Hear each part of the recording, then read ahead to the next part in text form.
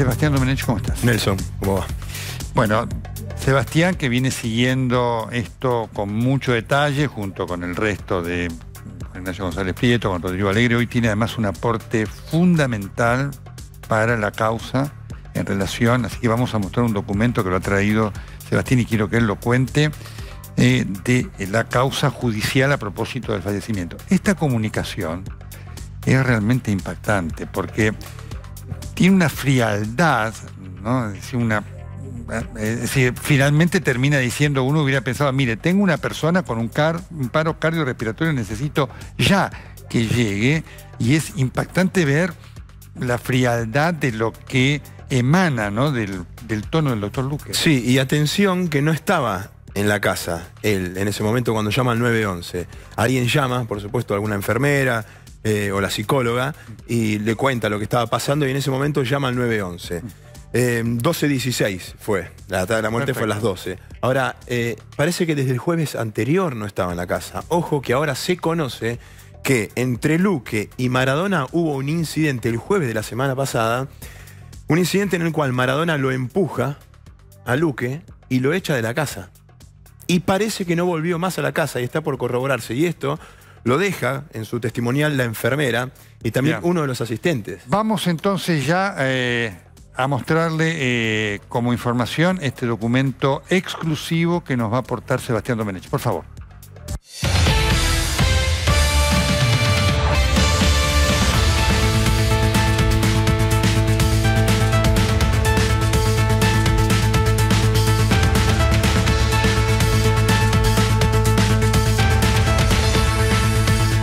Documento de enorme importancia que estamos mostrando y quiero que Sebastián nos cuente de qué se trata. Se trata de un informe manuscrito y firmado por ella, directamente por Gisela, Diana Gisela Madrid, que es la enfermera que toma su cargo directamente a las 6:30 de la mañana.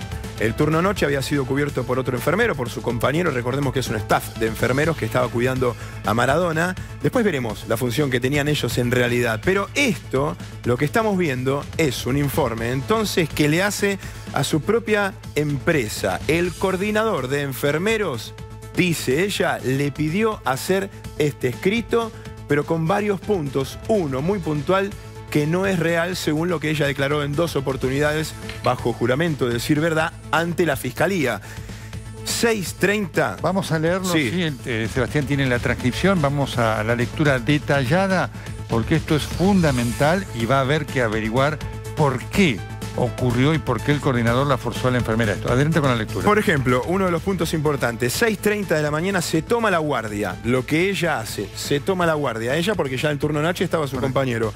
7:30 se lo escucha deambular dentro de la habitación. Diuresis en baño portátil. Bueno, atención con esto, ¿podemos seguir mostrando en pantalla el documento? ¿Me pido sí? Bueno, esto de diuresis en baño portátil, habrá que ver qué significa, pero está marcando que se despertó y, digamos, deambuló, ¿no? Y sin que la enfermera hubiera tenido la actitud de ver qué es lo que estaba pasando. A mí me llama mucho la atención esto. Seguí, adelante. 8:30 continúa descansando. Ella comprueba que está descansando. 9:20, y acá viene lo más importante. ¿Cómo comprueba que estaba descansando? ¿Entró a la habitación o no? Supuestamente entró. Pero después cambia todo esto. 9:20 se niega a tomarse controles de signos vitales.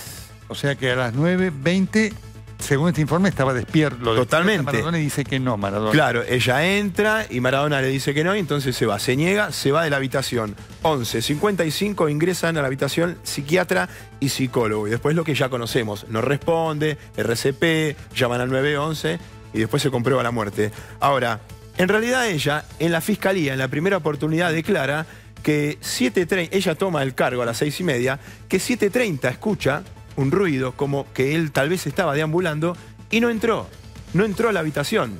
Bueno, pero después la citan de nuevo, porque trasciende esta información que ahora sí fue incorporada a la causa, este informe que el coordinador le hizo hacer a la propia empresa, firmado por ella, y entonces en su segunda declaración, cuando llaman de la Fiscalía y va de nuevo, vuelve a decir lo que dijo en la primera oportunidad y niega haber tomado contacto con él a las 9:20, tal como dice en el informe de ella. Pregunta, ¿por qué el coordinador la habría obligado a esta declaración y a este tipo de detalle? Es la gran pregunta que se están haciendo de la Fiscalía y es la gran pregunta que está haciendo robustecer la teoría de que en realidad tenía otra función la enfermera. No era solamente suministrarle un medicamento y que no era la obligación de ella, tal vez, darle ese suministro, y si él no quería o no pasaba nada, no tenía la necesidad o obligación de entrar a la habitación. Tal vez lo hacía el sobrino que estaba en la casa. Correcto. Es el otro punto, porque allí después, unos renglones más abajo, lo que confirma, quiero que lo leas vos, Sebastián, que Sí. hay la transcripción, que ella habla con la doctora Kosachov, que es la psiquiatra, que le dice que no hace falta que le dé la medicación porque le va a cambiar la medicación. Eso lo Sí, dice. sí, lo dice, y ahí está la duda. ¿Por qué fue la psiquiatra y el psicólogo en realidad? Todavía no está claro, ¿eh? Faltan todavía ampliar algunas testimoniales, pero no en iban teoría, todos los días. en teoría era el horario en que tenían que ir. Está bien. Pero cabe la posibilidad de que en realidad ya había algo, el sonido de deambular en la habitación, que no lo habían visto y que en teoría no había comido, porque estaban los sanguchitos todavía de la noche, hizo, porque también lo que estaban analizando en los últimos tiempos era cambiarle, tal vez modificarle la medicación, hacer algún cambio por parte de la psiquiatra. Entonces lo citaron a ese mediodía y después pasa todo esto, ¿no? Ellos mismos descubren que él ya no respondía. Ahora, ¿quién le da? Porque el otro tema es, digamos, ¿la enfermera le daba a ella la medicación o la medicación se la daba a otra persona, Maradona? En teoría se lo daba a la enfermera. Y lo que conté antes de Luque, aquella pelea que tuvo con Maradona, dicen que es ellos quedan en la causa, lo transcriben como un incidente más de lo que lamentablemente ocurría con Maradona. Maradona, un difícil Maradona, al que no podían darle así nomás la medicación. Y entonces en ese medio estaba el sobrino. Entre las enfermeras, que eran las encargadas de darle la medicación, y Maradona, estaba el sobrino, es un familiar. Y era tal vez el hombre que de confianza lograba de alguna manera entrar a la habitación de Diego y darle la medicación. Era difícil para ellas darle la medicación. Y entonces, por eso también, cuando miente en ese informe, dice algo que para ellos era normal. Se niega a tomarse los controles y se va de la habitación. Ahora, la medicación, Sí. porque esto es un punto muy importante. Sí. ¿Se la daba el sobrino en presencia de los enfermeros? ¿Ellos eran testigos de que efectivamente tomaban la medicación o sobre esto no hay ningún detalle o certeza? No hay ningún detalle, se supone que el sobrino era el que entraba a la habitación, pero todo monitoreado por el enfermero de turno, en este caso. ¿El enfermero también entraba a la habitación o entraba solamente? Porque eso es muy importante. No porque entraba a la habitación el enfermero. entonces, ¿qué constancia tenía el enfermero? Totalmente. De que tomaba la Y ahí es donde caemos de nuevo. ¿Y qué era esto? ¿Qué era? ¿Era una internación domiciliaria? ¿Era un seguimiento constante? ¿Había que estar 1 o cada 2 horas en la habitación de Diego y después no lo hacían? ¿O esto era lo que habían organizado en base a la personalidad de Diego y hacían lo que podían y por eso la psiquiatra iba a modificar un poco la medicación? Pero además, este hecho de este día donde no se tomaban los controles, Sí. ¿fue de este día o fue de los otros días también?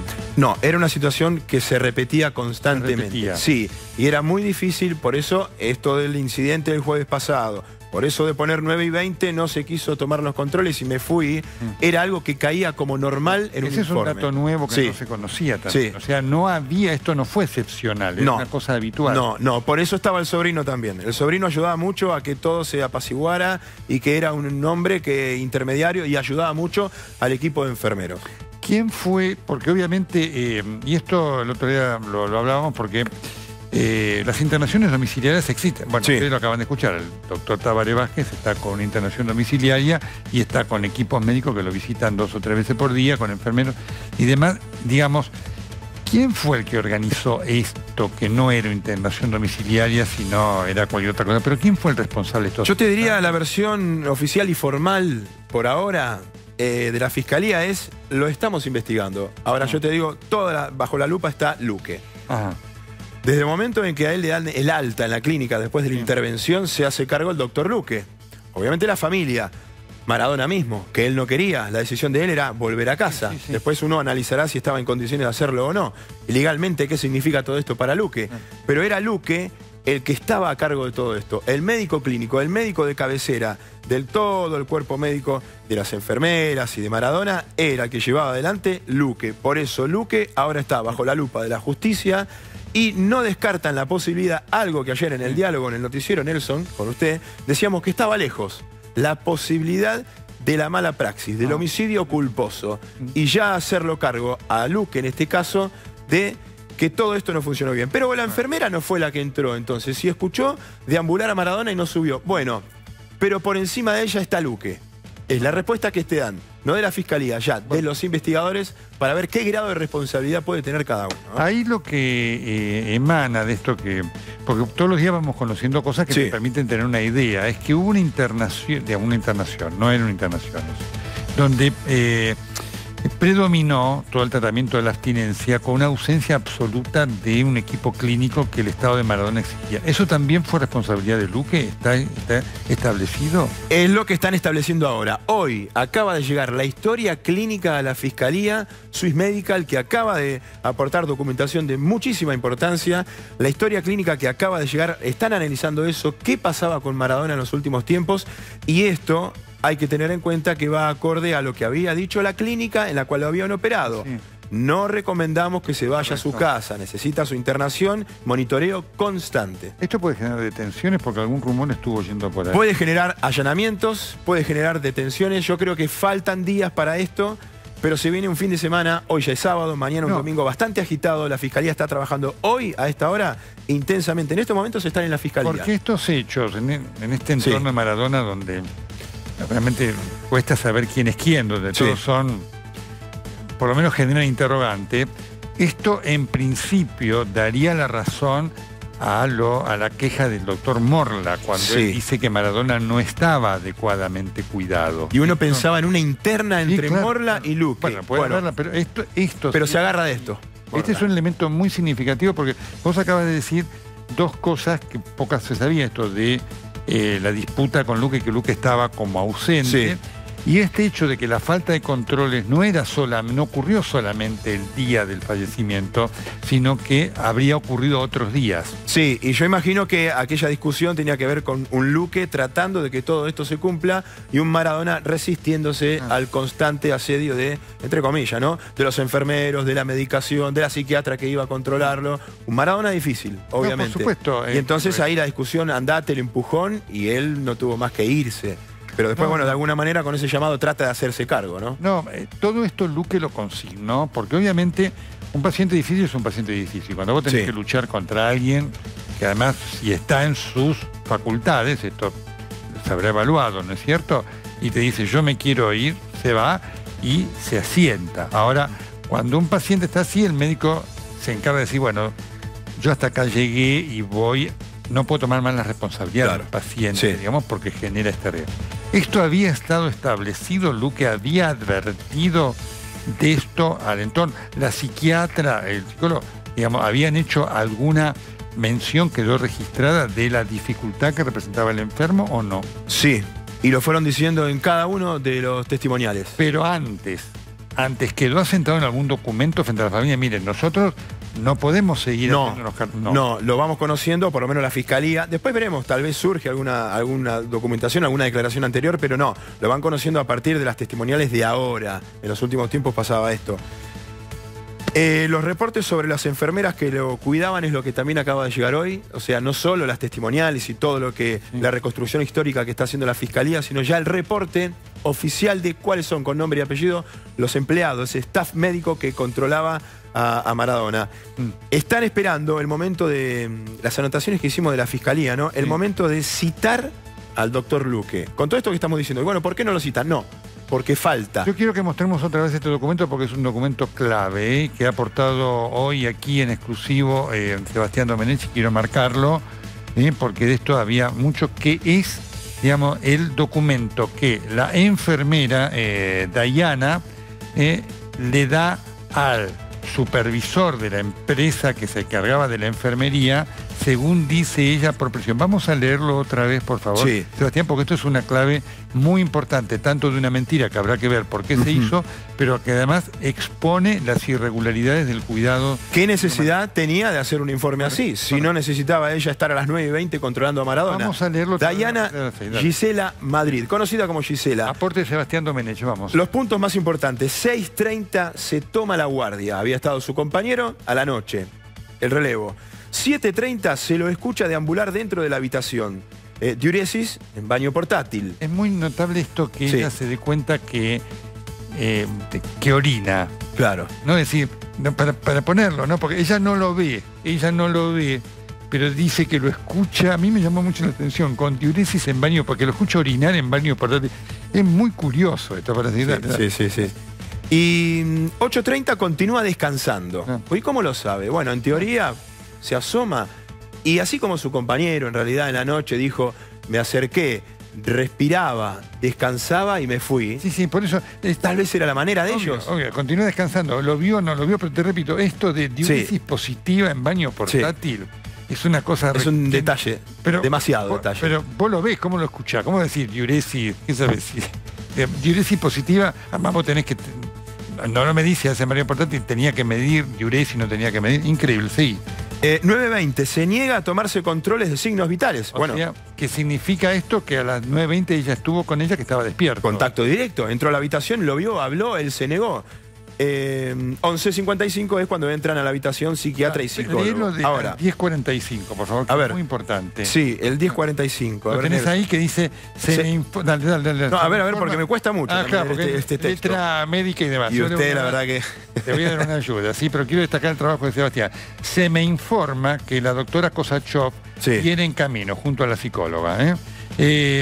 Dicho esto, no refiere esperar para la medicación, ya que modificará la misma, ¿no es cierto? Es decir, ella le habla a la psiquiatra y la psiquiatra le dice que con el psicólogo vienen en camino y le dice, no le dé la medicación porque se la vamos a modificar. Lo que decíamos, ¿no? Estaban por modificarle la medicación. Dale, después tenés 11:55. Sí, la doctora Kosachov modifica la medicación, se prepara, se la entrega, y se ingresa a la habitación del paciente con la psicóloga, Carlos, ¿no? Sí. Tras varios intentos de llamarlo, el paciente no responde.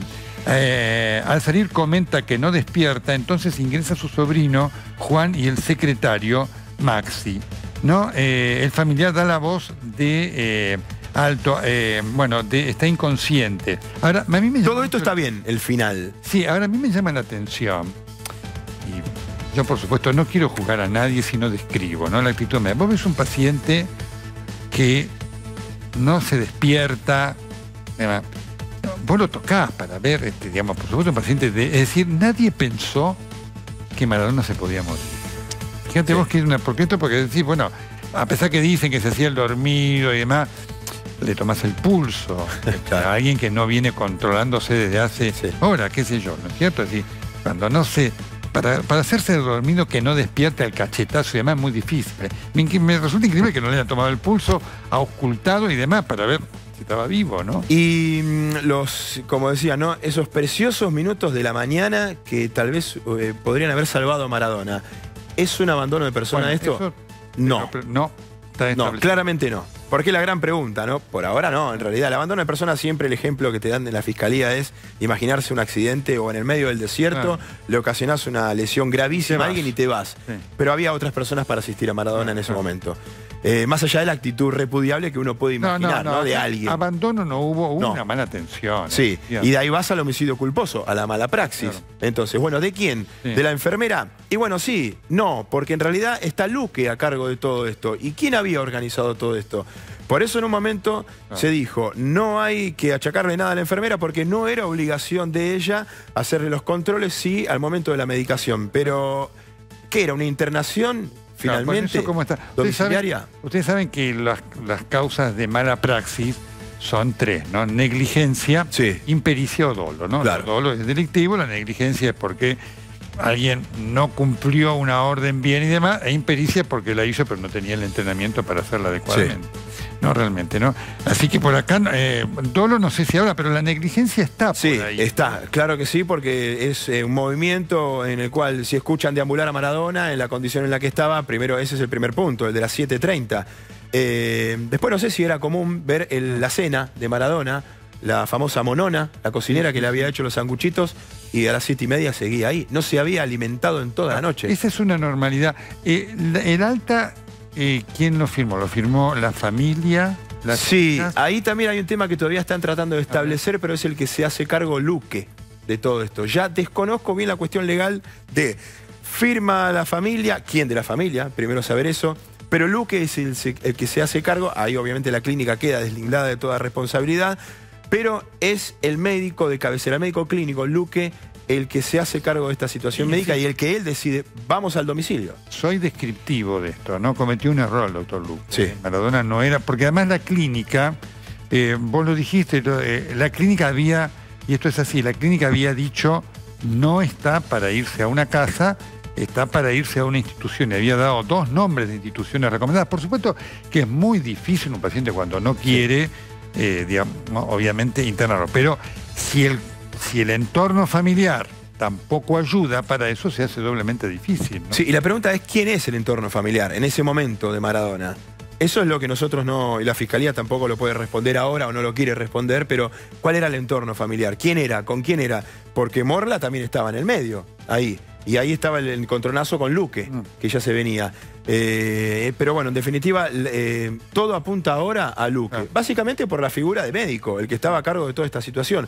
Por eso todavía no lo citaron a declarar. Están esperando el momento justo. Ojo que no sea una citación, una indagatoria, ¿eh? Mirá vos. Por una acusación. No, indagatoria es cuando hay una sospecha de delito. Sí. Ahí era Johnny, que era el sobrino, y Maxi, que son los que dan el alerta. Claro. ¿No? Realmente. Porque el otro tema, además, que se ve es, al margen de la falta del desfibrilador y demás, la falta de personal con entrenamiento adecuado, por eso tienen que llamar al cirujano. Al vecino. Obviamente, tal vez la psiquiatra no tenía el entrenamiento para realizar una RCP, con incluso... Porque vos ahí realizás un paciente con un paro cardíaco, vos en un lugar de internación, internado, primero lo que hubiera ocurrido que no hubiera pasado todo este tiempo sin que lo viera, ¿no? Porque hubiera sido imposible que Maradona quedara encerrado como los días anteriores durante horas, porque hubiera sido motivo de, primero, observación permanente y segundo, de rigor en la medicación, ¿no? Y obviamente hubiera habido, medicación, a pesar de que le dieron ahí adrenalina, atropina, hay que ver cuándo se la dieron y demás, para tratar al paciente de sacarlo del paro cardíaco, y sin duda de haber habido un desfibrilador le hubieran intentado hacer un intento, ¿no es cierto?, con el desfibrilador, aun cuando era un corazón muy difícil, porque la miocardiopatía dilatada es muy difícil, muy deteriorante el corazón. Un corazón que Rodri Alegre el otro día nos contaba con ese detalle de que pesaba el doble de un corazón normal a su edad. Sí, dilatada, una miocardiopatía dilatada, el problema que tiene es que hace el corazón insuficiente, por eso él tenía la insuficiencia cardíaca, y tiene capacidad menor de reaccionar frente al desfibrilador. Pero, obviamente, esto en el momento vos no lo sabés, vos en el momento tenés que darle todos los elementos que allí no había, ¿no es cierto?, para darle una chance más. Y otra cosa para aclarar, que ayer también había una confusión. No encontraron medicamentos, en realidad, en la mesita de luz, en la habitación de él. ¿no? Porque se habló de la adrenalina y todo eso, bueno, pero son los elementos que utilizaron las personas de emergencia que llegaron. No encontraron ninguna medicina ahí, no estaba a la mano, al alcance. Eso es muy importante, sí. La medicina no estaba al alcance de él. Pero ahora que se viene, el miércoles en La Plata, en la Policía Científica, comienzan ya los trabajos de los estudios complementarios. Bueno, los tejidos, los resultados de los histopatológicos, los hisopados que hicieron en su momento. ¿Qué pasaba? ¿Qué tenía Maradona en sangre? ¿Cuánta medicación? ¿De qué tipo de medicación había consumido? Bueno, todo eso es importante para establecer justamente los últimos minutos y el consumo de las drogas, en este caso medicamentos, para Maradona. No, por supuesto, era un paciente psiquiátrico importante, estaba en una abstinencia, esto hay que tenerlo en cuenta. Una abstinencia es muy difícil de tratar. Y muchas de las conductas que se describen de él son compatibles con la abstinencia, ¿no? La irascibilidad, el enojo, los cambios de conducta, la habilidad de decidir de la euforia, la agresividad, la depresión, son todas cosas que forman parte del crudo pasaje por la abstinencia hasta que te recuperas de una adicción. Así que un investigador hoy me decía, en un asalto, en un hecho de robo, sabés el hecho y después buscás al ladrón, está prófugo. Acá sabemos quiénes son los protagonistas, por lo menos en el entorno quiénes pueden ser los protagonistas, pero no sabemos si cometieron un delito o no. Y tal vez es lo más difícil en este momento. Bueno, lo que hacen es recibir testimoniales. Todavía faltan un par, pero ya las más importantes están. ¿Para qué? Para la reconstrucción histórica. Bueno, ¿para qué? Para el orden cronológico y a partir de eso empezar a buscar la documentación. Ahora, por eso llegó la foto de la ambulancia, por eso llegaron las antenas telefónicas que van a determinar realmente los horarios. Ahí el tema es, no sé la Fiscalía qué piensa, porque lo que este documento que vos mostraste, que vamos a volver a leer otra vez en sus partes fundamentales, que es muy importante, es que los controles no eran buenos. ¿Eso qué responsabilidad legal genera? ¿Te lo han dicho los fiscales o todavía lo tienen en estudio? Todavía está en estudio, no saben todavía, la fiscalía te dice que no saben realmente si esto era una internación domiciliaria, si esto realmente era que... No está claro. No está claro. No está claro. Por eso, claro, porque Luque no... Pero o sea, ahí la responsabilidad es de Luque, claramente. Sí, todo lo que se sabe hasta ahora es... Por eso dije, hoy llegó la historia clínica. Correcto. Lo que se sabe es a partir de la testimonial de los enfermeros. Claro. Y del entorno, de los que estaban ahí en la casa. La psiquiatra era la psiquiatra habitual que tenía él, ¿no es cierto? Sí, y el psicólogo. ¿Y ellos ya declararon? Declararon todos. ¿Y ellos qué dijeron? ¿Que estaban en internación domiciliaria o no? No. No. Que solamente ellos iban de manera periódica, que en este caso era para cambiar un poco la medicación, para modificarla, y que en realidad las enfermeras estaban para suministrar esa medicación psiquiátrica. Que no la suministraban. Claro. Por eso ayer decíamos...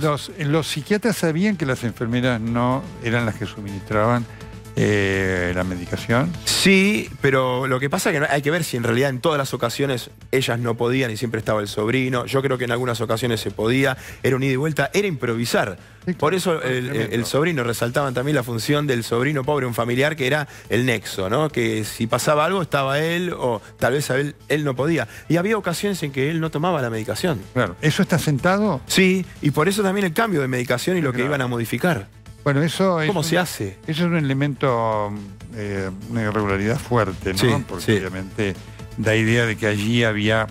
Ese no era el lugar para que Maradona estuviera. Totalmente.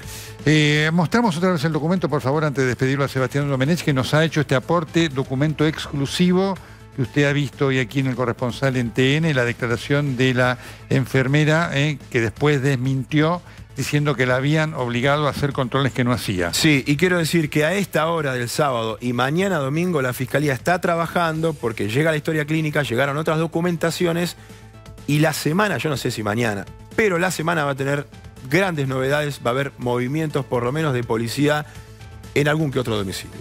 Está clarísimo eso. Sebastián Domenech, muchas gracias. Muchas gracias a ustedes. Excelente trabajo. Muy bien. La triste historia de Maradona, y esto que forma parte de una crónica de una muerte anunciada. Vamos.